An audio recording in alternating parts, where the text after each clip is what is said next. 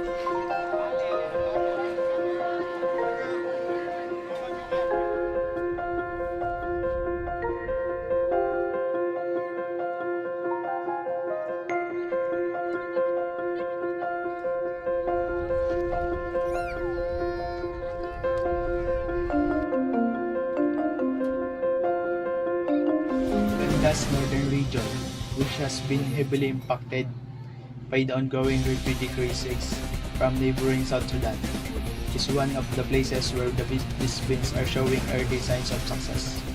The area now hosts over 1 million refugees who have fled from years to conflict in South Sudan. These new beans are giving both local farmers and refugees as much needed opportunity to grow their own food in increasingly unstoppable rate. The beans are not only about providing a source of food for the immediate future.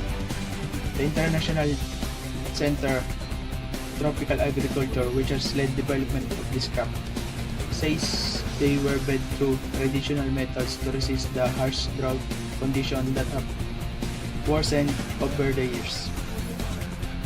This drought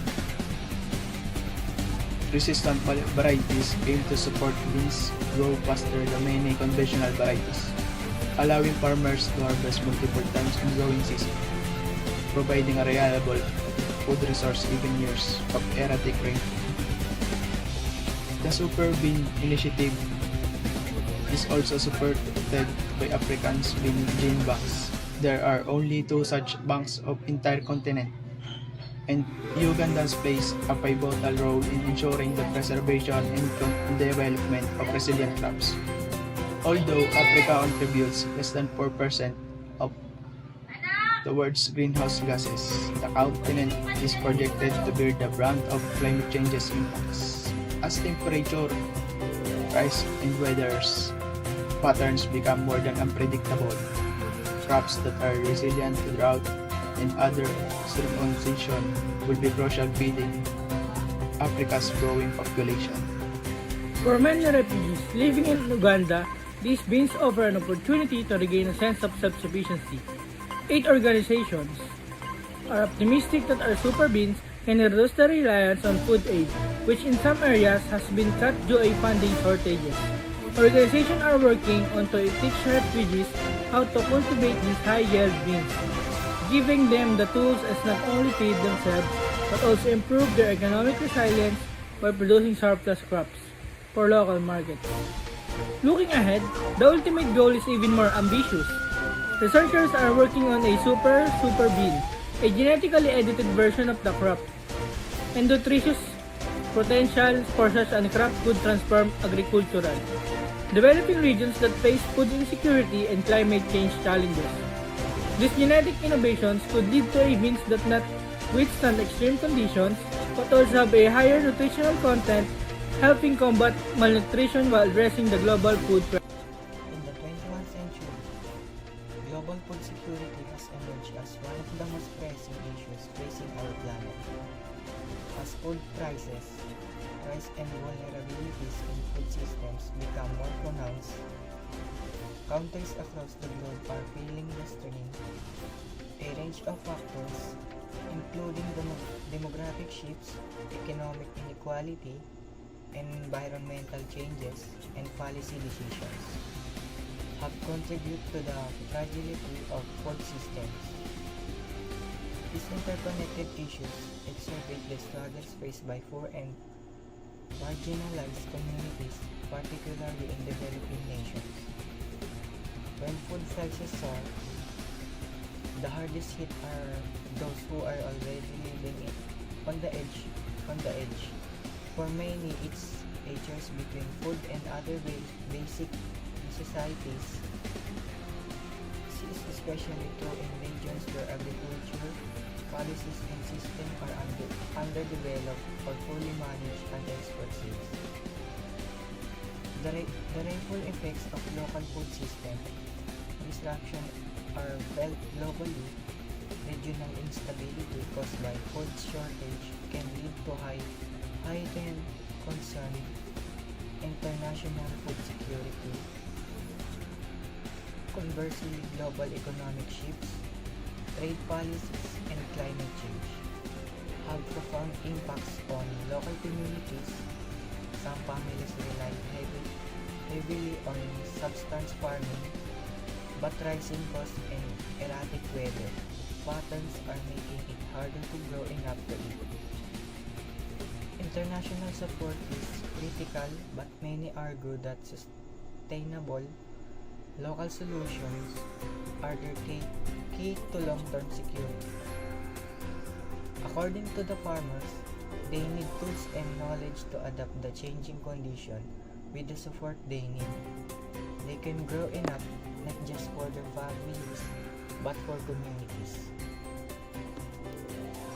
The challenge of feeding the world is needed multifaceted, requiring collaborations across borders, industries, and communities. As government and organizations seek solutions, the question remains, how can we balance local needs with global priorities? A complex challenge, but one we must face together. I am Rani Gahitila, reporting. Thank you, Roy J. Castillo and Frank Aldrin Calimon. At next, a critical issue of our time, global food security.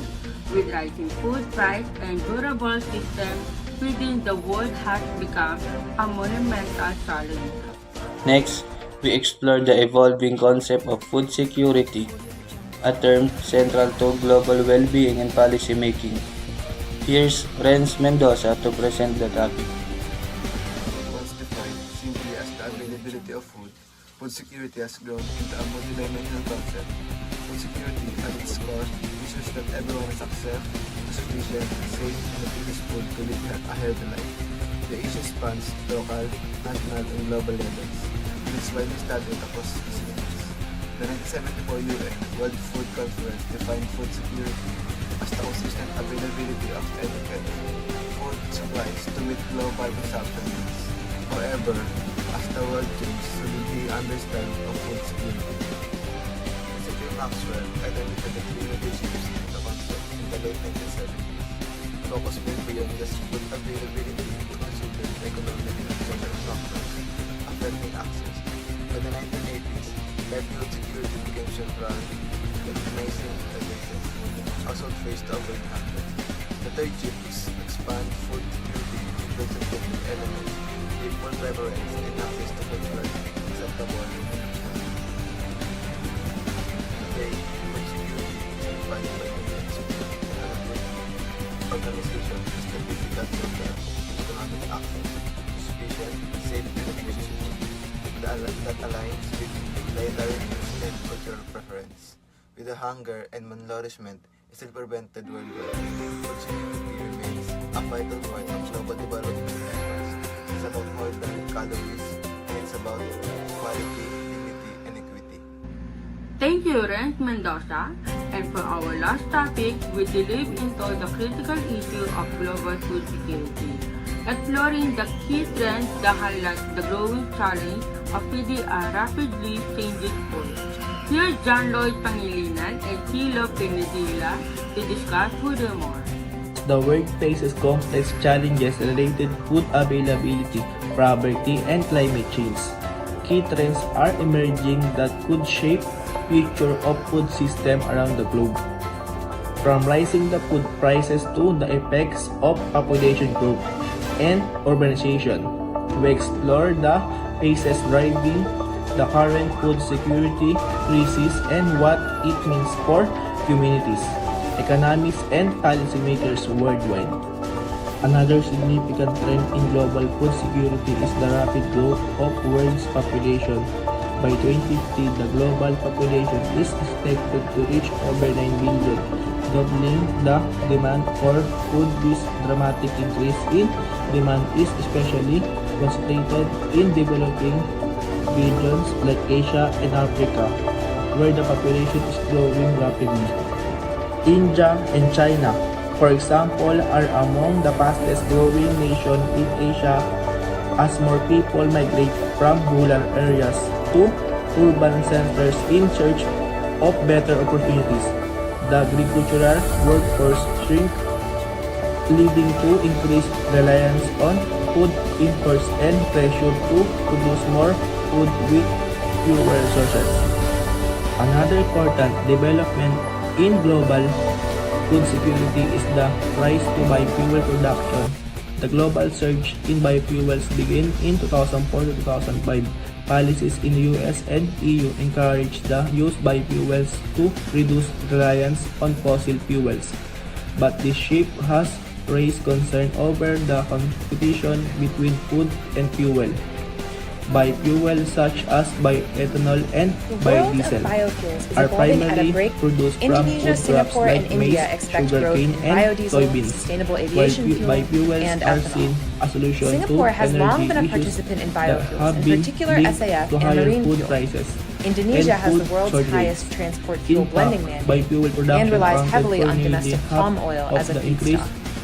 in Waste and food residues, a crop feedstock category consumption that between includes used 2006 cooking and oil, 2007. is poised for the fastest In growth among countries biofuel like inputs. Cambodia, Laos, China, and the world's Bangladesh, largest small producer of farmers used cooking often oil, is only faces beginning weak to access unlock to its land waste and residual insecure feedstock the land potential. tenure, China is now making it experiencing difficult for competition them for export to produce destinations enough between food Singapore, or Europe, and the United participate States biofuel for its production. residual and waste oils.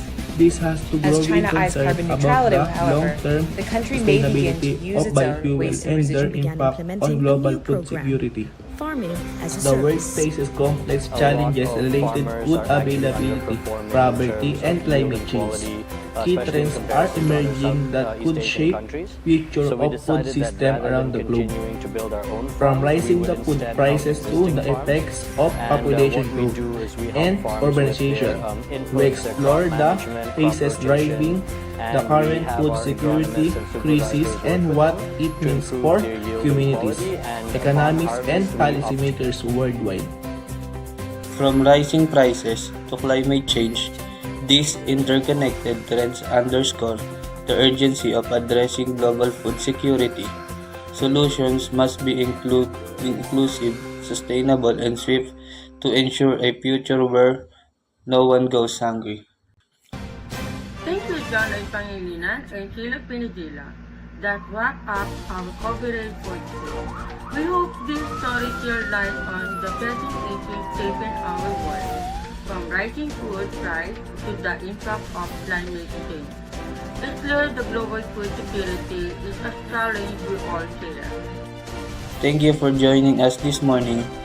Again, I am Brian Albino. And I am Yasmin Torrio for TCWD News. Have a great day, everyone.